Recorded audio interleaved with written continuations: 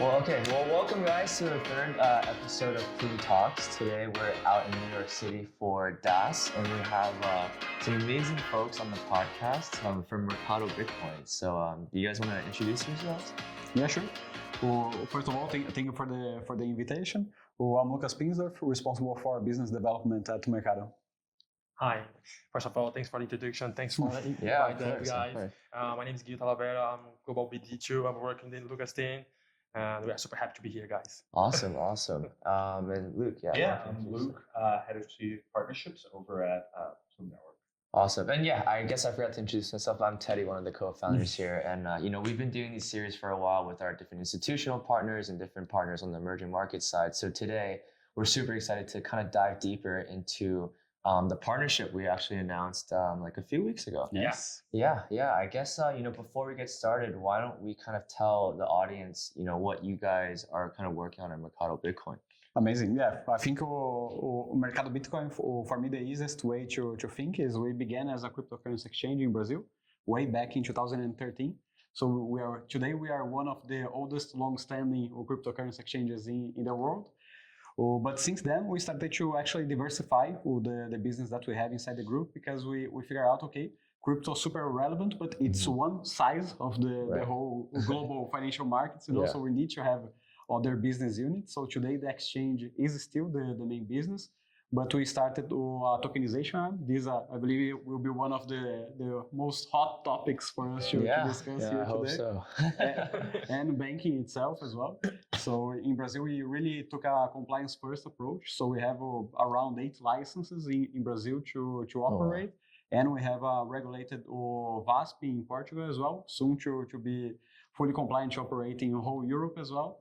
Trying to really, our secret plan is to try to conquer the world a little bit. By bit. Just a secret, guys. Yeah, exactly. You're hopping over to Europe already. How many people see the podcast? Yeah, not so secret. It's a secret, no way. Yeah, but no, that's great to hear. I think this one's more special to me because I think I told you guys last night at our event. When I worked at Coinbase on the Corp Dev and Ventures team, we were doing a lot of diligence into you guys. We really liked what you guys were building. So even one of our team members, Johanna, on the team, literally spent time in Brazil, like meeting the team and like hearing I more. Met her there. Oh yeah. Oh, awesome, cool. Yeah, she couldn't make it out for DAS, but no, it's great what you guys are building. I think there's definitely a huge need for what you guys are doing, and I think working with Plume also makes a lot of sense, especially in the distribution piece. Yes. And the infrastructure side. We have all the different types of products to help bring your assets on chain. And I think the biggest question then becomes, once the asset is on chain, how do you really get them into the hands of the right holders? Exactly. And I think that's where we kind of we can really help out. Luke and Ivy and Walter and the team there have really been opening up these different channels to bring different types of buyers into Plume, which I think will really benefit the whole entire ecosystem, especially with like the interesting assets that you guys are looking to bring on board. So yeah, maybe we can start there and talk about what kind of assets. I think so. I think it'd be amazing to kind of hear about. Like, we're really excited. I think at the onset of the release and talking about you guys and having you come on. But I'd love to hear more. Maybe you can introduce to the folks what type of assets you'll be looking to bring over. Maybe what you're most excited about. Yeah, I think that when we think about tokenization in Brazil, we think about mainly solving 2 main pain points that we have in the industry today. So you basically have a lot of assets or structures that are not available for the average investor. It was super exclusive to the ultra high net worth individuals and the institutions in Brazil. Right. It was amazing assets, but they simply didn't have the access, especially because it was like $1 million to enter. You had to be super qualified in Brazil to start having access to these kind of assets. And what we did is we combined a little bit of technology with the distributed ledger technology in general, but with also a new business model in Brazil. So we are actually taking this kind of assets, we are tokenizing that and really selling to the retail and giving them finally the opportunity to get exposure to these kind of assets. I think this is one of the ways that we think about the business. And of course, we have the other side. We also attend to the small and medium businesses in Brazil. Because when you're trying to do a raise of like $1 to $5 million and you try to sit with the traditional folks from the debt capital markets, you're not even going to sit at the table, Right. And if you're going to sit, you're going through a lengthy process of months to actually build a structure that makes sense for you. So we are basically taking this kind of customers, or giving them a better user experience in the end as well, and finally giving them a more fair access to capital in Brazil in general. Guys, it's important to highlight at the end of the day that we have like very unique products over there, because we build a DCM team in-house, like a debt capital markets team in-house. Yeah. So once we build that, so we can like create our own products. So far, we don't have T-bills, we don't have ETFs, we don't have anything like that. It's like corporate bonds that our team is responsible to do the whole process in-house. So it's very unique for us. We're super proud about that, because it's like a huge work like to build like a DCM team in-house. And so far, we're super well to settle, to be honest, and zero default so far, guys. This is important to highlight as well. Yeah, that's great. Yeah, so like we are super proud about that, to bring like new products, unique products all over the world. And with this partnership, we do believe that we can expand these products globally, So this is our goal, one of our goals. Definitely. Yeah, it's amazing. I feel like the diligence you must do, and like obviously, I think it's good to find strong partners like yourselves, because that way, we trust the Mercado Bitcoin brand. Exactly. We see that there's value in that, and I think people will trust that, right? Yes. It's like, to your point, the zero defaults, that's great, and you must do a lot of diligence. Our founders, they come from the financial markets, so they like to play by the book. This is important to highlight this as well, guys. We like Mercado Bitcoin, we like to play by the book, to follow. Of course, we are like in the crypto world, we have like to trying to go for the next step sometimes. We have like to challenge sometimes like the regulators, but in a good way. Always, we have to try to create the playing by the book, creating new things, but at the same time be aware about the regulatory framework. So we're trying to do like our homework in-house, like to check about everything, check about due diligence, financial modeling, financial structuring. Exactly. Yeah, because tokenization doesn't solve the fundamental flaw that you have in the origination of the asset, the structure of the size. Because a lot of people say like tokenization is magical, it will just correct all the single flaws that you had in the product. No, if you're putting garbage on chain, you're selling garbage tokenized. Exactly. So we really take a first principles approach to that, and we try to verticalize all the operation, because since we started in 2019. Before it was cool, real world asset. We just called tokenization back then. Yeah, exactly. We basically had to build everything in-house. So we have the tokenization from the technological perspective. We are the ones actually going the code, we're creating the smart contract necessary to operate. We have the DCM team in-house, and we have the exchange itself to distribute the assets that we are tokenizing, because a lot of people is only tokenizing, and who's actually buying this kind of assets, Yeah, I think that's like the biggest question. Like when I, before Plume, I worked at a layer 1, and what I saw was, a lot of these builders, they're great builders, but they're very TradFi in nature. And I think there's kind of a disconnect because, the on-chain audience doesn't understand RWs as well yet. And I think that's why like what we're doing together is super beneficial for the vertical and the industry as a whole, because we're really educating folks on the different opportunities based on their like risk reward profile and like what they can do to really make real yields, especially as there's a bigger shift towards fundamentals, right? And I think that, historically, people, like you said, they just tokenize a bunch of assets and just hope there's buyers. But it's never really been that way. I think like you need to kind of tell the story, tell the narrative, have the right education for these assets in order for people to really buy them organically. Of course, like since we're more so on the crypto native side, there's ways to kind of bootstrap initial demand. But in the long run, in order to have true sustainability, I think you need to actually be able to educate folks on why investing in these assets makes a lot of sense. This is why we're here. Yeah, definitely. So can you actually tell me a little bit more about the overall market in Brazil and like kind of how the exchange side plays into everything? I feel like we've been talking about the different tokenization products, but I'm a big fan of the exchange side as well, and I think there's tons of opportunities for us to work together on that front as well. Yeah, well, for us, when you think about Latam in general, usually inflation is one of the worst things that you can find there. But Brazil is a little bit out of the curve in that sense, so the inflation is somewhat controlled in the last few years. So crypto is mostly seen as an investment itself, not necessarily a getaway ticket from the system, or unlike Argentina, Venezuela, and other countries around it. So we generally see a lot of combination between the folks from the traditional finance actually going to crypto and getting exposure to that. A lot of the retails as well. We have around, in Brazil is estimated to have around 10 to 12 million people holding some kind of digital asset. Wow, that's so a lot. It's an amazing market. Especially not only with crypto, but with tokenization, we are actually taking assets from abroad and getting them exposure in Brazil itself. So Brazilians are finally getting more dollar-based yields to protect against currency devaluation. For us, like for the Brazilian retail markets, to access this kind of products, dollar-based products. So we're trying to create new different kind of products as well, based in dollar too. It's diversification. Right? Definitely. At the end of the day, I think the diversification is the word for us. Yes. Yeah. And that's I think that echoes a lot of the products we have on chain too. Chain exactly.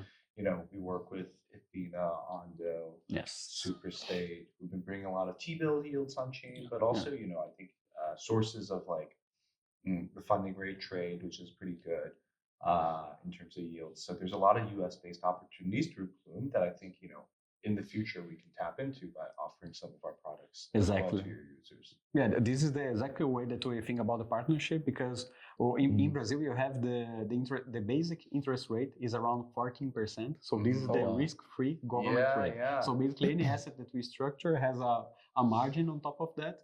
And when we think about bringing those assets to the overseas, it's super competitive, because we are taking Brazilian assets and we are distributing that to foreigners. In Portugal, for instance, people are used to 1-2% in euro a year. We are offering 5-6. So people are like, okay, man, let me figure what that you guys are distributing there. But we also saw the other way around, because we are not going to become experts in each key market. We plan to, who are the guys actually tokenizing exciting assets with new structures in each of the countries that we find interesting to bring back to Brazil and sell that to the user base. Yeah, I think that's a fundamental highlight. It's 14%, right? That's kind of the risk-free rate, and then U.S. opportunities 5. There is actually quite a bit of ours, the FX trade. You can capture some of that. So that would be a cool product. In the future. But I think there's so much to do, and tapping into the EM market with the developed markets on the side is really cool. Did Luke have access to our roadmap? I think so. I was worried about B2B. It seems like it. That's really cool. So I guess maybe looking forward a bit, what is actually on the roadmap for you guys? I know that the tokenization side, there's the exchange piece. What else are you guys kind of looking to also develop and push out to the community? Yeah, I think that we'll really have more intense activity in other countries except Brazil, because Brazil we already have a nice consolidated position, and now we are starting to think more about overseas. Right. So especially the US with the recent climate in general, we think it's a little bit more favorable. More pro crypto, just slightly more pro crypto. Yeah, exactly.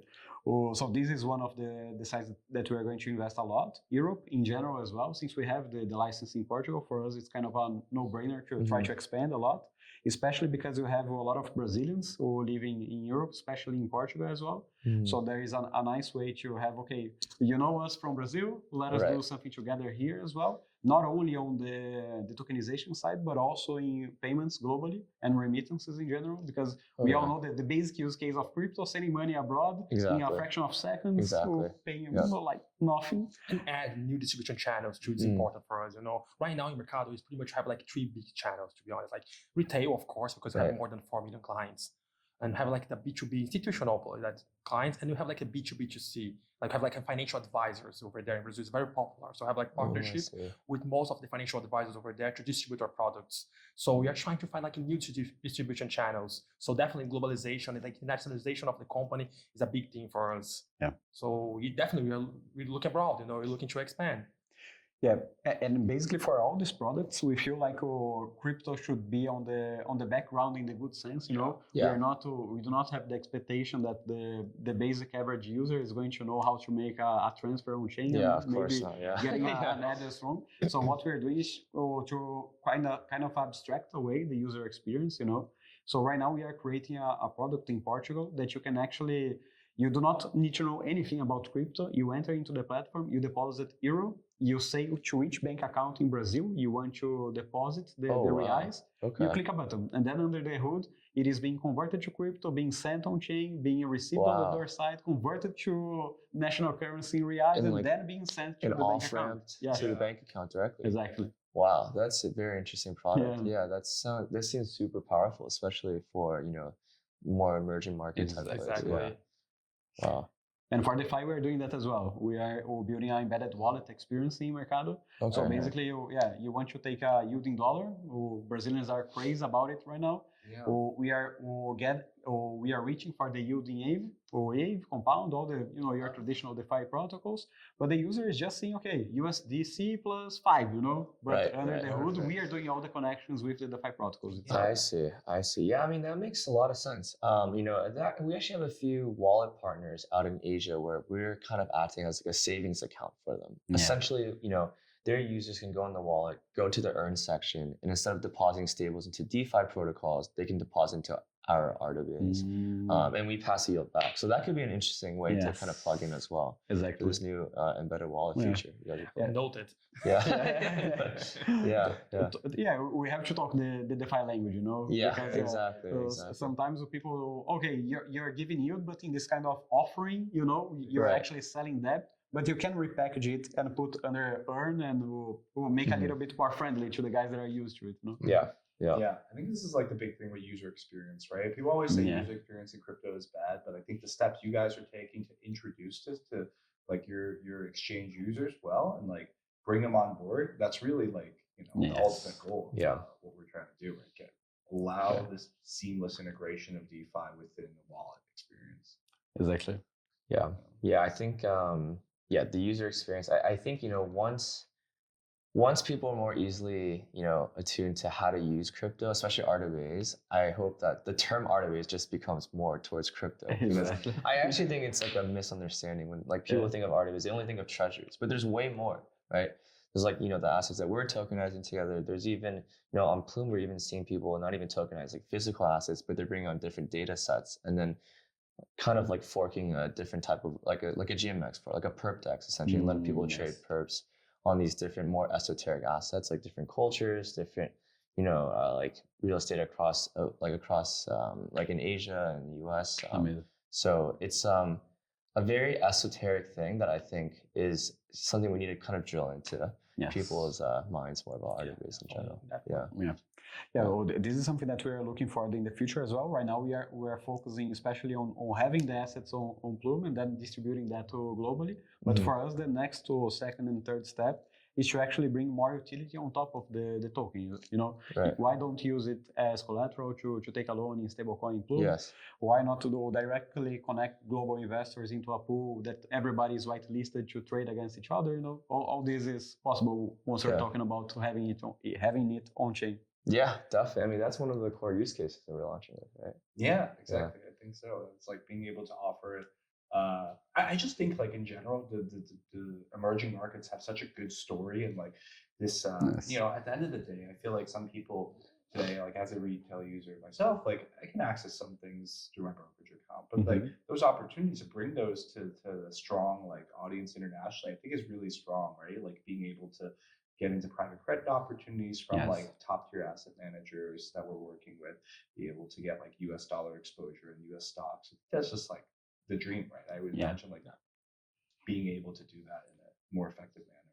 Yes, exactly. And we could do it through phone. Exactly. And what are you guys most excited about the next steps for Plume? Yeah, I mean, there's a lot. I know it's an easy question. There's a lot of exciting catalysts coming up for us. I would say most immediately is our mainnet launch. I think we've been working on launching our mainnet with all of our different partners over the last few weeks. I think by now we have like hundreds of partners looking to kind of deploy on us. But the only thing is like we are just waiting. Yeah. I know it's coming soon. But